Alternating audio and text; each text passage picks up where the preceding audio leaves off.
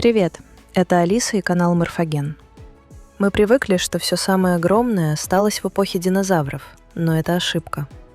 Прямо сейчас, под многокилометровой толщей воды, эволюция создает существ, которые не подчиняются земным законам размера.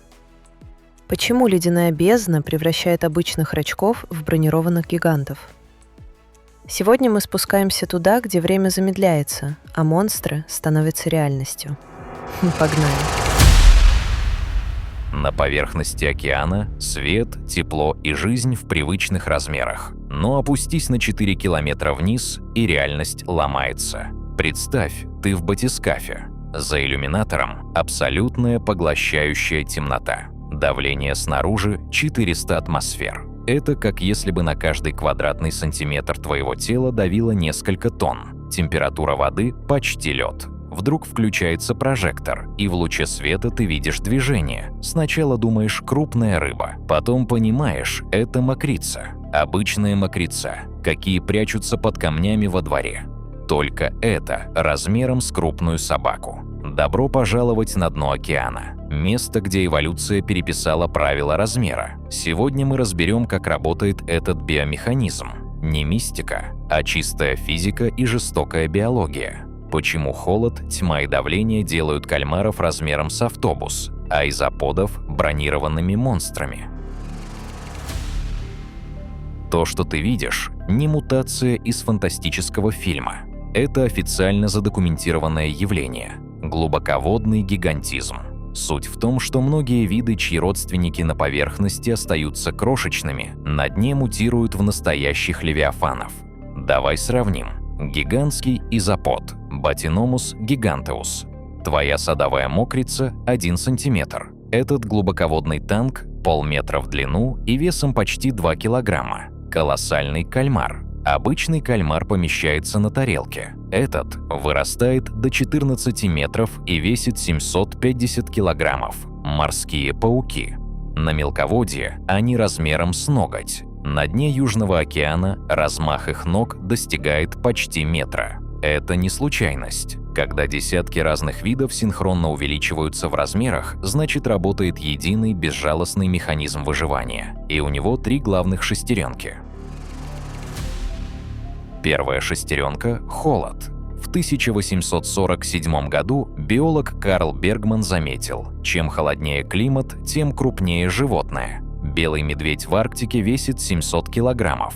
Его тропический кузен, малайский медведь, всего 65. Почему? Представь чашку эспрессо и огромный казан на морозе. Маленький объем теряет тепло мгновенно. На холоде быть маленьким значит тратить колоссальную энергию просто на то, чтобы не умереть. Большое тело работает как идеальный термос. Но глубоководные монстры холоднокровные, им не нужно греться. Зачем им размер? Чтобы взломать время. На глубине 4000 метров пищевая пустыня. Еда – это то, что мертвое падает сверху. При температуре плюс 2 градуса метаболизм этих существ практически останавливается. Они живут в биологической замедленной съемке. Крупное тело потребляет энергию невероятно экономно. Огромный изопод может не есть 5 лет. Он просто впадает в оцепенение и ждет, когда с поверхности упадет туша кита. Его тело – это гигантский биологический аккумулятор. Вторая и третья шестеренки – кислород и давление. В ледяной воде растворяется гораздо больше кислорода, чем в теплой. На глубине вода буквально перенасыщена им. Клетки получают столько топлива, что могут расти без ограничений. А чудовищное давление в сотни атмосфер меняет саму структуру их клеточных мембран. Они накачивают себя гибкими жирами, чтобы их не раздавило. Итог. Отсутствие еды заставляет быть экономным, холод останавливает старение, а избыток кислорода позволяет телу раздуваться до пугающих размеров. Где искать этих титанов? Мы спускаемся на дно, проходим сумеречную зону. На отметке 1000 метров исчезает последний луч солнца. 4000 метров. Абиссальная равнина. Здесь ползают изоподы и метровые морские огурцы. Но мы идем глубже. Марианская впадина. Почти 11 километров вниз. Давление больше тонны на квадратный сантиметр. Если сбросить сюда Эверест, над ним будет еще 2 километра воды. Здесь живут ксенофиофоры. Представь себе амибу. Это одно государство, одна единственная клетка. Но в Марианской впадине эта клетка достигает 20 сантиметров в диаметре. Самая огромная одиночная клетка на планете, живущая в самом враждебном месте Земли. Жолоб Тонга, почти 10 900 метров. Это самое сейсмически активное дно океана. Из-за постоянных землетрясений сюда сваливается больше органики. И здесь исследователи достали амфипод, родственников мелких блох, длиной почти 30 сантиметров. Настоящий пир мутантов на тектоническом разломе.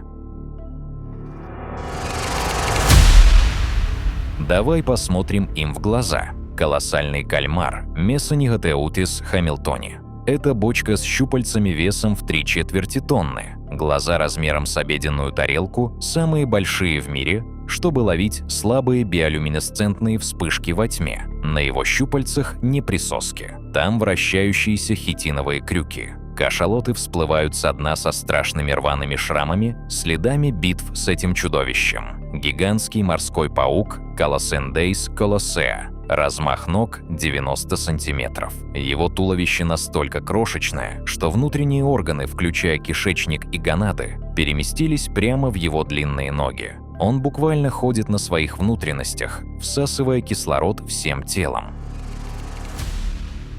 Холод, голод, кислород. Теперь мы знаем чертежи, по которым природа собирает этих левиафанов. Но вот факт, от которого становится не по себе, мы детально исследовали меньше 20% дна Мирового океана. Гигантский кальмар веками считался мифом, байкой моряков про кракена. Первое фото живого кальмара в естественной среде сделали только в 2004 году. До этого ни одного доказательства, кроме оторванных щупалец в желудках китов.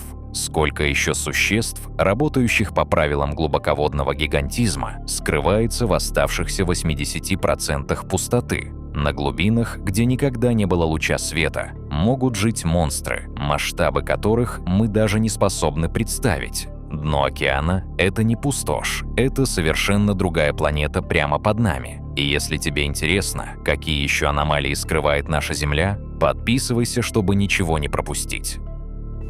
Механизм гигантизма – это не сбой системы, а идеальный расчет природы. Но помните, мы изучили меньше 20% океанского дна.